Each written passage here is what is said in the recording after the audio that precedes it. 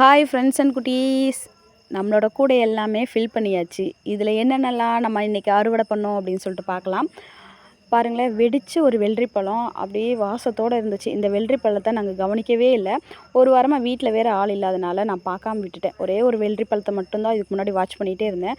கடைசியில் பார்த்தா ஒரு 3 வெள்ளரி பழம் கிடச்சிது. இது பாருங்களேன், இது நான் கவனிக்கவே இல்லை. நாங்கள் வாட்ச் பண்ணிகிட்டு இருந்த வெள்ளரி பழத்துக்கு பக்கத்துலேயே இது நல்லா பெருசாக வளர்ந்துருந்துச்சு. பாப்பாவுக்கு பறிச்சோன்னே ஒரே ஹாப்பி. இங்கே பாருமா எவ்வளோ பெருசாக இருக்குது அப்படின்னு சொல்லிட்டு நாங்கள் வாட்ச் பண்ணது இந்த வெள்ளரி பழம் தான். குட்டை வகை வெள்ளரி தான் இந்த வெள்ளரி பழம். 3ஐயும் பறித்து எடுத்தாச்சு. அதுக்கு பக்கத்தில் வந்து ஒரு பசலைக்கீரை இருக்குது. பசலைக்கீரையை ஒரு துண்டு கட் பண்ணி வச்சாவே போதும். அது பாட்டுக்கு வேகமாக காடு ஃபுல்லாக வளர ஆரம்பிச்சிடும். இப்போ வந்து களைச்செடி மாதிரி தான் பிடுங்கி போட்டுட்ருக்கேன். ஏன்னா நிறையா பசலைக்கீரை வளர்ந்துருக்கு. அதுக்கப்புறம் தம்பட்டவரை பொரியலுக்கு அளவாக வந்து தம்பட்டவரை ஒரு 10 காய் போல் இருந்துச்சு. அதை பறித்து எடுத்தாச்சு. அதுக்கப்புறம் நாட்டு நாவல் பழம். இது வந்து ஒரு 2 வாரமாக போயிட்டுருக்கு அப்படின்னு சொல்லலாம். நம்ம வீட்டில் நைட் ஆனால் வவ்வால்கள் தொல்லை அதிகமாக இருக்குது. நாவல் பழம், வாட்டர் ஆப்பிள், அப்புறம் சப்போட்டா பழம் இதெல்லாம் வந்து நைட்டு சாப்பிட்றதுக்காக பழம் தின்ற வவ்வால்னு சொல்லுவாங்க. ஸோ அது வந்து செம்ம அட்டகாசம் பண்ணுது. எல்லாத்தையும் தட்டி விட்டு போயிடுது. அதனால் நம்மளுக்கு கை கெட்டுற அளவுக்கு வந்து பறித்து எடுத்துட்டோம். அப்புறம் எங்கள் வீட்டுக்கார் வந்து மரத்து மேலே ஏறி பறிச்சார்.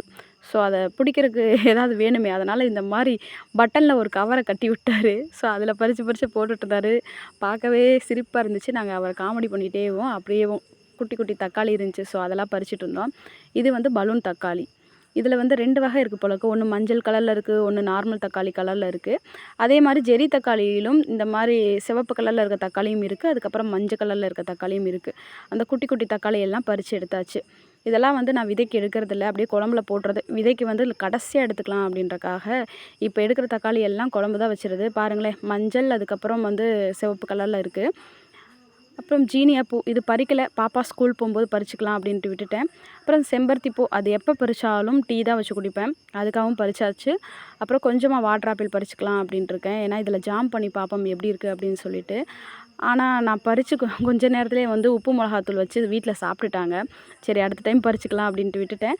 நிறைய வாட்டர் ஆப்பிள் இருக்குது. நிறைய பேர் கேட்குறீங்க வாட்டர் ஆப்பிள் அனுப்புவீங்களா அப்படின்னு சொல்லிட்டு. அனுப்புனா அது 2 நாள்லேயே சாப்பிட்றணும். பார்த்துட்டு அனுப்புகிறேன், ஓகேங்களா? அப்புறம் நம்மளோட பால்சம் செடியில் வந்து நிறைய பூ வச்சிட்ருக்கு. அதுவும் விதைக்காக விட்டுருக்கேன். நிறைய செடிகளில் பூ வச்சிட்ருக்கு. பார்க்கவே ரொம்ப அழகாக இருக்குது. சில செடிகள்லாம் பூ பறிக்கலை. ஏன் அப்படின்னா அது விதைக்காக விட்டுருக்கேன். சில பேர் பால்சம், அந்த வாடாமல்லி, ஜீனியா இதோட விதைகள்லாம் கேட்டாங்க. அதனால் ஒவ்வொரு பூக்களாக விட்டு வச்சுருக்கேன். அப்புறம் தம்பட்டவரையிலையும் 2 காய் விட்டு வச்சுருக்கேன். ஏன்னா விதை கேட்டவங்களுக்கு அனுப்பலாம் அப்படின்னு சொல்லிட்டு. இந்த பூ பாருங்களேன், அந்த விதைகள் நாங்கள் போடவே இல்லை. அது பரவி பரவி நிறைய காடு ஃபுல்லாக செடிகளாக தான் வளர்ந்துருக்கு. இதையும் களைச்செடி மாதிரி நிறைய செடிகள் நானே பிடுங்கி போட்டுட்டேன்.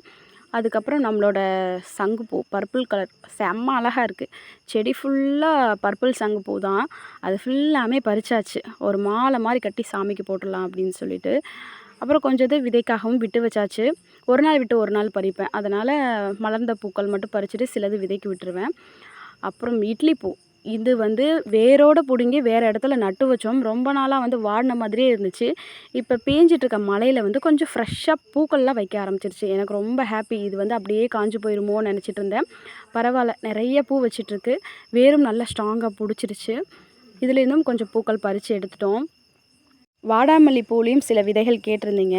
அது வந்து கொஞ்சம் பூ பெருசாகட்டும், அதுக்கப்புறம் விதைகள் வந்ததுக்கப்புறம் அனுப்புகிறேன். அப்புறம் ஜாதி முல்லை அதுவும் கொஞ்சம் பறித்து எடுத்தாச்சு. நாளைக்கு சமையலுக்காக சுக்குடிக்கீரையும் பறிச்சாச்சு. இது எப்பயுமே காடு ஃபுல்லாக அது பாட்டுக்கு வளர்ந்துருக்கும். அதனால் கொஞ்சம் கொஞ்சமாக கொழுந்தா இருக்கிறதெல்லாம் பறித்து எடுத்துட்டேன். ஒரு பை நிறைய ஃபுல்லாக சுக்குடிக்கீரை பறிச்சாச்சு. நம்ம கடையில் வாங்குகிற சுக்குடிக்கீரையை விட இந்த சுக்குடிக்கீரை வந்து சாப்பிட்றதுக்கு நல்லா இருக்குது. அதே மாதிரி டக்குன்னு வெந்துடுது.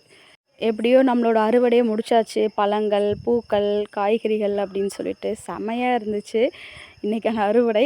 அதுக்கப்புறம் வெள்ளரி பழத்தை வந்து வெயிட் பார்க்கலாம் அப்படின்னு சொல்லிட்டு வெயிட் போட்டு பார்த்தா 1,400 இருக்குங்க. அவ்வளோ பெரிய காயாக இருக்குது.